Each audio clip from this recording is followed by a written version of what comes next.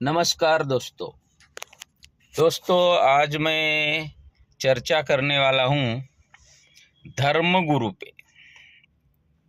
धर्मगुरु क्या होते हैं, धर्मगुरु का काम क्या है और धर्मगुरु का आचरण कैसा होना चाहिए और धर्मगुरु का समाज में क्या स्थान है और क्या स्थान होना चाहिए और उन्होंने कैसा वर्तन करना चाहिए, लोगों को क्या सीख देनी चाहिए, क्या उपदेश देना चाहिए, वो मैं आपको बताना चाहता हूँ। क्योंकि आजकल पता ही नहीं चलता क्या हो गया है हमारे बाबाओं को, धर्मगुरुओं को। यहाँ तक कि जगत गुरु को भी पता नहीं। उनकी बातें सुन के आजकल तो सर घूम जाता है, सर। पता ही नहीं चलता कि इनको धर्मगुरु कहे कि क्या कहे। बोलो, बड़े बड़े साधु संत, बड़े बड़े साधु लोग आजकल पता नहीं क्या बोलने लगे हैं, क्या नहीं, उनको ही भान नहीं है। वो ये सोचते भी नहीं है कि हमारे चाहने वाले लाखों करोड़ों लोग हैं, हमारा काम धर्म का उपदेश देना है, धर्म का प्रचार करना है, लोगों में भगवान के प्रति, समाज के प्रति जागृति फैलाना है। पर आजकल वो सब भूल गए लगता है, पता नहीं। क्योंकि आजकल कुछ भी बोलने लगे धर्मगुरु। अब देखो, बाबा अनिरुद्धाचार्य को ले लो। उन्होंने लेडीज लोगों को, सब माँ बहनों को, मतलब एक स्त्री लोगों को कितनी अभद्र भाषा में उन्होंने स्त्रियों के लिए वेश्या शब्द का उपयोग किया। बहुत बहुत बहुत बुरा लगा। क्योंकि हमारे दिल में उनके लिए बहुत बड़ा स्थान है, हमारे हृदय में उनका, धर्मगुरु जी के लिए, श्री अनिरुद्धाचार्य महाराज के लिए बहुत बड़ा स्थान है हमारे दिल में। पर कभी उनके मुंह से, भले अनजाने में हो या जानबूझ के भी हो, तो वो ऐसी बातें करते हैं तो हमको बहुत बुरा लगता है। क्योंकि हम चाहते, हम उनसे सीख लेते हैं। हम क्या, पूरा भारत विश्व में उनके चाहने वाले हैं, वो सब उनसे सीख लेते हैं। और जब वो ऐसी बात करते हैं तो बहुत बुरा लगता है, बहुत बहुत ही बुरा लगता है। और दूसरे ले लो, अपने बाबा बागेश्वर जी। बाबा बागेश्वर जी ने तो लेडीज लोगों के लिए बोला कि वो ओपन प्लॉट होते हैं, खुला प्लॉट होता है। जिनके गले में मंगलसूत्र नहीं होता उनको ओपन प्लॉट बोला जाता है। मतलब एक स्त्रियों के लिए, माताओं के लिए, बहनों के लिए उन्होंने ऐसा शब्द यूज किया कि एक ओपन प्लॉट। पता नहीं ये धर्मगुरु जो लोगों को अच्छा संदेश देना चाहिए, उपदेश देना चाहिए, तो वो क्या ये उपदेश दे रहे और वो ऐसी बातें बोल के क्या बताना चाहते हैं, पता नहीं। और हमारे तीसरे जगत गुरु ले लो, श्री माननीय महाराज परम पूज्य राम भद्राचार्य जी। उन्होंने तो हद ही कर दी। उन्होंने तो वाइफ शब्द का एक अलग ही प्रयोग कर डाला। उन्होंने वंडरफुल, उन्होंने वाइफ का wonderful enjoyment, wonderful instrument for enjoyment. बोलो,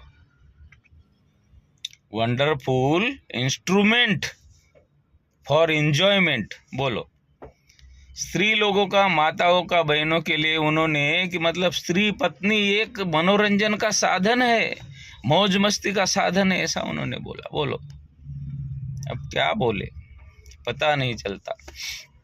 हम बचपन से पढ़े हैं आरएसएस में, विश्व हिंदू परिषद में ही मेरे 20 साल गुजरे हैं। मैं बचपन से ही 10 साल का था तब से ही मैं आरएसएस में पढ़ा हूँ। सब धर्मगुरु हमको उपदेश देने आते थे, उनके सानिध्य में हम पले बड़े हैं। पर हमने कभी ऐसी बातें किसी संत के मुंह से सुनी ही नहीं। साधु संत का जब हम भाषण सुनते हैं तो हमारे शरीर में ऐसी ऊर्जा फैल जाती है, ऊर्जा, एक ऊर्जा निर्माण होती है। करंट दौड़ने लगता है उनकी बातें सुन के कि कि हाँ मैं ऐसा करूँ, समाज के लिए ऐसा करूँ, वैसा करूँ, देश के लिए ऐसा करूँ, देश के लिए जान दे दूँ। पर क्या पता, आजकल के धर्मगुरुओं ने कुछ पता ही नहीं चलता। बोलो अब जगत गुरु, बोलो जगत गुरु जो चारों शंकराचार्य के ऊपर है, जगत गुरु, विश्व के गुरु, दुनिया के गुरु, भारत के ही नहीं दुनिया के गुरु, उन्होंने लेडीज को लिए बोल दिया कि औरत एक मनोरंजन का खिलौना है, साधन है। पता नहीं चलता ये बाबाओं को हो क्या गया है। आज दूसरा ही विवाद चल रहा है। श्री माननीय पूजनीय श्री और ऐसे बहुत सारे संत है, बहुत सारे संत है जो कुछ भी बोलने लगे हैं आजकल। आजकल ये संतों का विवाद चल रहा है, उसमें राजनेता आते हैं, राजनेता अपनी तरह से बोल देते हैं, और संत भी आजकल राजनीति में घुसने लगे हैं। अभी शंकराचार्य जी को लो, शंकराचार्य जी और वो अपने यूपी के मुख्यमंत्री जी श्री माननीय योगी जी, उन्होंने तो शंकराचार्य जी को कालने में बोल दिया। बोलो अब क्या बोले, एक शंकराचार्य जी को कालने में बोल दिया उन्होंने। अब बोलो अब विश्वास किससे करें हम? अब शंकराचार्य जी जो शंकर जी का रूप माने जाते हैं, उनको अब कालने में बोला तो अब हम किसकी बात माने? तो मेरी संतों से गुजारिश है, साधु संतों से, मतलब जगत गुरु से, धर्म गुरु से, ये जो साधु लोग हैं, जो इनका काम है, आपका काम है अच्छी तरह दुनिया को उपदेश देना, लोगों को अच्छा संदेश देना, अपने धर्म की रक्षा करना, धर्म के बारे में ज्ञान देना, ये आपका काम है। तो आप वही काम कीजिए, लोगों के मन में जागृति फैलाइए और राजनीति में ना पड़िए। आपका काम, क्योंकि राजनीति एक विषय ही अलग है, आपका काम है धर्म का उपदेश देना, जो भटके हुए कोई लोग हैं उनको सही रास्ते पे लाना, अपने धर्म का प्रचार करना, भगवानों के बारे में बताना, लोगों को अच्छे आचरण के बारे में बताना, ये सब आपका काम है। तो आपको राजनीति में भी पढ़ना नहीं चाहिए। मैं ये जो अभी जो धर्म गुरु जी का, वो अपने शंकराचार्य जी का विवाद चल रहा है, उनका मैं नाम नहीं लेना चाहता, पर वो जो राजनेता के साथ उनका जो विवाद चल रहा है, मैं सोचता हूँ उसको ख़त्म कर देना चाहिए। और राजनेताओं को भी अपने सभी साधु संतों का सम्मान करना चाहिए, धर्म गुरु जी का सम्मान करना चाहिए, क्योंकि साधु संत ही है जो आज अपने धर्म को जिंदा बनाए रखे हुए हैं, अपने धर्म का प्रचार करते हैं, लोगों में जागृति फैलाते हैं। उनको उनका काम करने दो और आप अपना राजनीति का काम करो। तो जो अभी ये जो चल रहा है विवाद, वो ख़त्म होना चाहिए मेरे हिसाब से।